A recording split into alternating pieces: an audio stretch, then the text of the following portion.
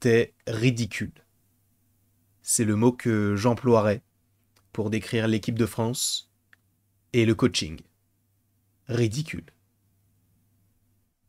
Je n'ai pas d'autres mots. J'ai essayé, durant le match, d'en chercher un peut-être un petit peu plus positif pour essayer d'apporter un peu de nuance en me disant bon, match nul, 0-0 contre les Pays-Bas. Quand même, c'était nul. Un match affreux. Sincèrement. Je n'ai pas vu énormément de matchs à l'Euro de cette année, mais j'ai dû en voir 5-6, et c'est vraiment le pire que j'ai vu. Et c'est, si je ne dis pas de bêtises, en tout cas c'est ce qu'ils ont dit sur M6, le premier 0-0 de la compétition, après 21 matchs. Je vous rappelle quand même que l'équipe de France est la seule équipe à n'avoir jamais mis un seul but par rapport à son équipe. Parce que le but qu'on avait mis contre l'Autriche, c'était un but contre son camp. Ok ? Là, on arrive contre une équipe des Pays-Bas qui peut faire un petit peu peur sur le papier. Xavi Simons, Depay et même Verbruggen dans les cages. Moi, je l'apprécie particulièrement puisque je suis aussi supporter de Brighton. Donc, étant donné que c'est le gardien, je m'étais dit, ah, on va le voir et tout. Il a fait un bon match. Hein. Bon, les quelques fois où il a été mis à l'épreuve. Mais je pense que le pire ennemi de l'équipe de France ce soir, ça a été l'équipe de France. Et un coaching éclaté au sol. On va y venir. Parce que Mbappé, blessé. Ok, tu le mets sur le côté, tu ne le fais même pas jouer du match. Il n'y a pas de souci en vérité, je comprends. Mais à ce moment-là, Mbappé qui était un attaquant, toi tu te dis, ok, donc on va faire rentrer Tchouaméni milieu, et du coup le poste de Rabiot, il va le laisser à Tchouaméni, mais Rabiot va monter ailier gauche. J'entends que ça ait fonctionné, peut-être à la Coupe du Monde, et même ça avait fonctionné avec Matuidi. À l'époque, il jouait aussi de temps en temps ailier gauche au Paris Saint-Germain. Je l'entends totalement. Mais derrière, t'as Coman, tu as Kolo Muani. J'entends que ce ne soit pas forcément les meilleurs choix. Mais t'as un jeune qui a fait une excellente saison avec le Paris Saint-Germain, qui joue à ce poste-là, donc qui a une place pour lui, et tu te dis, non, on ne va pas prendre Bradley Barcola, qui en plus de ça fait une préparation plutôt satisfaisante, on va mettre Rabiot. Sur les phases où Rabiot a été offensif, entre guillemets, tu nous mets Barcola, il y a but. Je sais qu'on ne fonctionne pas avec des si. Le match, il y a eu 0-0, ça a été fait de cette manière-là. Je ne suis pas l'entraîneur. Moi, j'aurais fait ce choix-là, dès le départ. Il a mis Rabiot. Ok, d'accord. Ensuite, Thuram. Tu sais très bien que Thuram, il est... Je n'irai pas jusqu'à dire qu'il est mauvais. Mais en équipe de France, il n'a pas le niveau. Pour moi, il n'a pas le niveau. Et ça se voit. J'entends qu'il ait fait quelques bonnes remises, etc. C'est un buteur. Sur un point d'appui, je préfère largement Giroud à Thuram. Qu'apporte Thuram par rapport à Giroud? Peut-être un petit peu plus de vitesse. Et on sait que la vitesse, ça ne fait pas tout. D'accord? Sinon, Kolo Muani, il aurait déjà claqué 30 buts cette saison, ce qui n'est pas le cas. Donc, tu nous mets Thuram. Peut-être une plus-value, aucune plus-value. Et au contraire, on y perd au change. Sincèrement. Thuram, qu'est-ce qu'il est mauvais sur ce match-là. Et depuis le début de la compétition. Sincèrement, je me dis, mais qu'est-ce qu'il fait là? Pourquoi, après avoir vu le premier match, tu ne te dis pas, peut-être que cette fois-ci, on va changer. On en a besoin. Van Dijk est grand. Il n'est pas très rapide. Bon, peut-être que Thuram, ça aurait pu fonctionner. Il est grand, il est rapide, entre guillemets. Mais Giroud, il a l'expérience de Van Dijk. Il ne l'a pas affronté qu'une seule fois ou deux fois. Il a eu l'expérience, notamment quand il a joué en Angleterre. Tu nous mets Giroud, même s'il est peut-être un petit peu vieux. Et après, quand Van Dijk il est fatigué, tu nous rentres Thuram. Eh ben non, il a fait l'inverse. Ce qui fait que Giroud, les peu de ballons qu'il a eu, bah, ils étaient plutôt passables, mais il n'a pas pu s'exprimer comme il l'aurait pu le faire. Et Thuram, pendant les 70 minutes où il a été présent sur le terrain, il a été zéro. Zéro. Qu'est-ce que tu veux faire?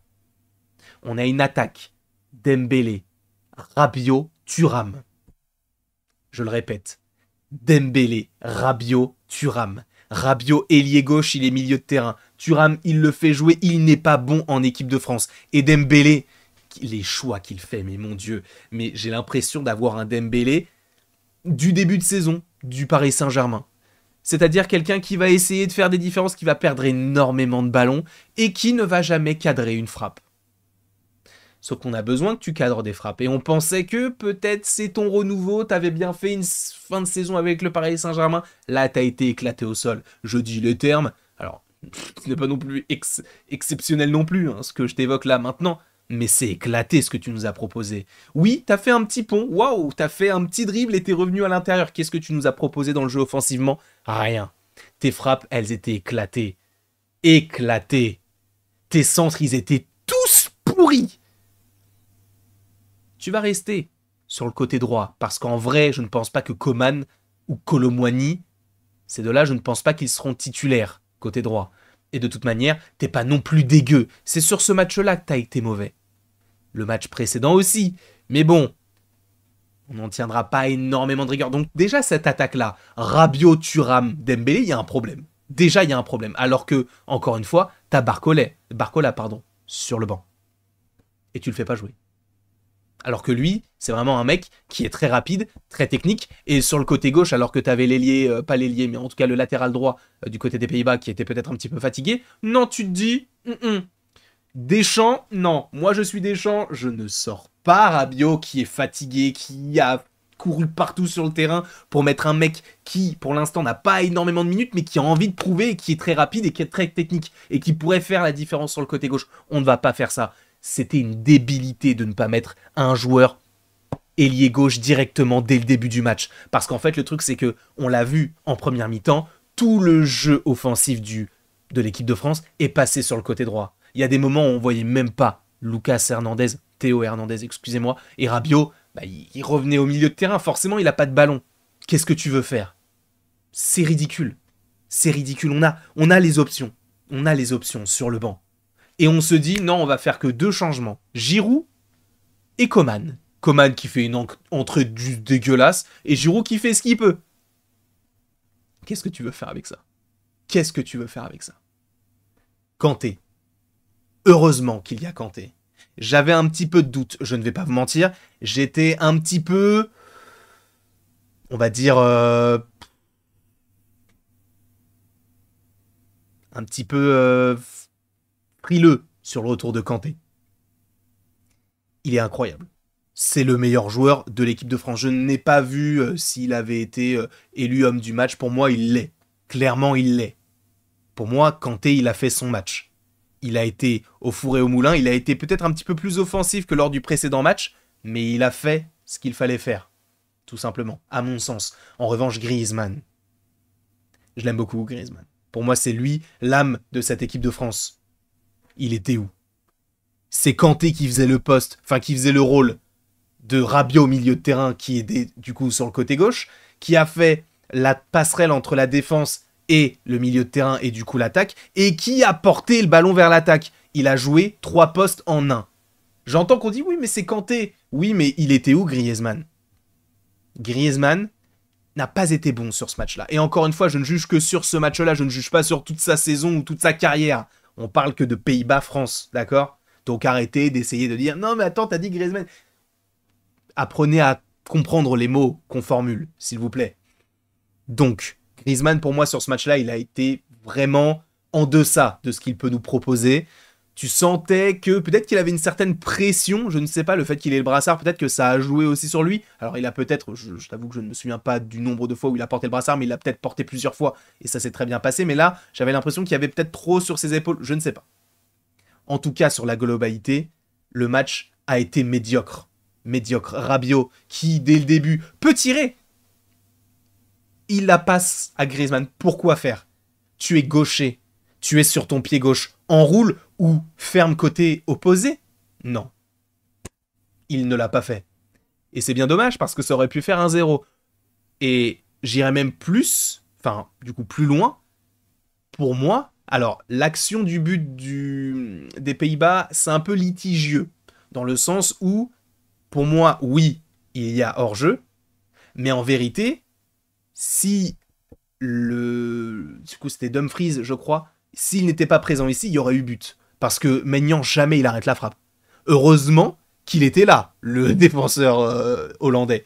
Mais il y a eu hors-jeu, légitime. Ça peut se discuter, on va dire. Mais je comprends que le but ait été annulé. C'est bien dommage parce que la frappe, en plus, elle était belle. Même s'il y avait un premier arrêt de Maignan qui était plutôt qualitatif. Pour l'instant, c'est vrai que je reste un petit peu sur ma faim sur cet euro. Parce que je t'avoue que je suis...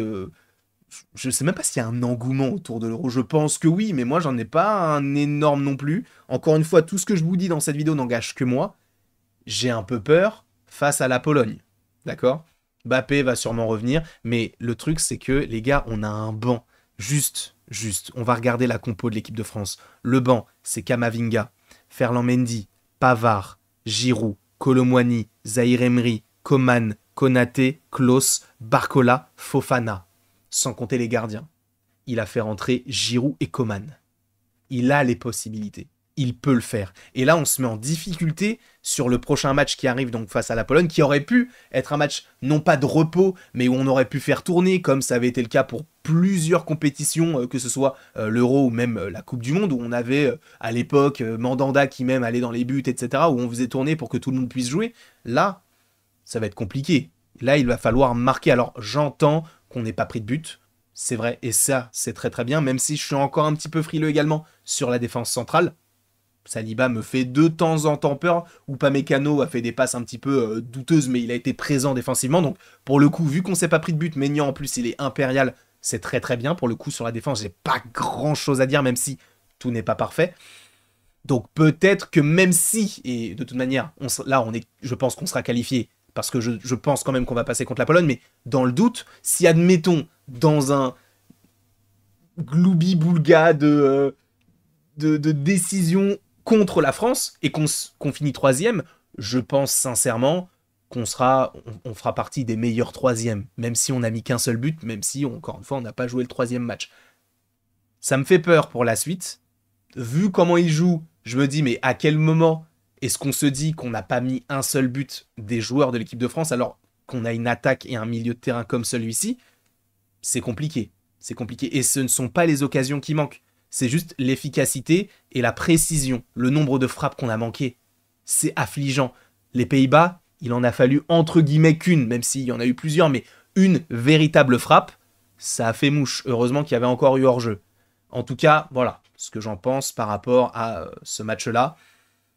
Je ne sais pas ce que vous en pensez. Akanté a été élu homme du match. Normal. Normal. Qui ne l'aurait pas élu homme du match? C'est bien normal, à mon sens. Encore une fois, tout cela n'engage que moi. Si vous n'êtes pas d'accord avec moi, je m'en branle.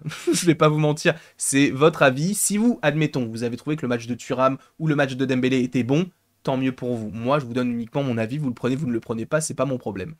Voilà, au moins on est clair là-dessus. Moi, j'ai dit ce que j'avais à dire sur ce match-là. J'espère sincèrement que le match, du coup, c'est mardi à 18h contre la Pologne, nous donnera un petit peu plus envie de supporter véritablement cette équipe parce que là, pour l'instant, bon, hein, ils font le strict minimum et dans un euro tel que celui-ci avec des équipes comme l'Allemagne ou l'Espagne, ça va pas passer.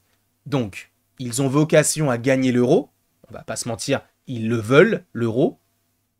Ils peuvent le faire.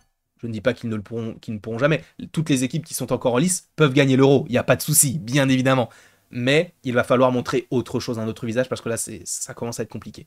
Je vous remercie en tout cas d'avoir été présent devant cette vidéo. N'hésitez pas à l'aimer, à la partager, à la commenter et à vous abonner si ce n'est pas déjà le cas. Et après tout ceci, il ne me reste donc plus qu'à vous dire à la prochaine pour la prochaine.